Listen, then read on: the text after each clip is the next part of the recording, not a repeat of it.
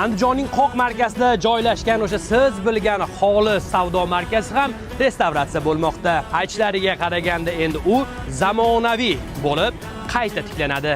Xolis savdo markazi Andijon shahridagi eng mashhur savdo nuqtalaridan biri hisoblanadi. Ayniqsa u yangi bozor hududining yuragi desak ham bo'laveradi. Ushbu savdo markazida erkaklar, ayollar va bolalar uchun kiyim-kechaklar, poyabzal va aksessuarlar, maishiy mayda buyumlar hamda kosmetik do'konlar ham mavjud. Ayniqsa Andijondagi eng katta mobil do'konlar ham aynan Xolisda joylashgan. Aytishlariga qaraganda endi Xolisning ikkinchi etajida food court ham bo'ladi. Birinchi qavatlarda tezkor savdo qilish xizmatlari, ikkinchi qavatda esa o'zining food courtiga ega bo'ladi.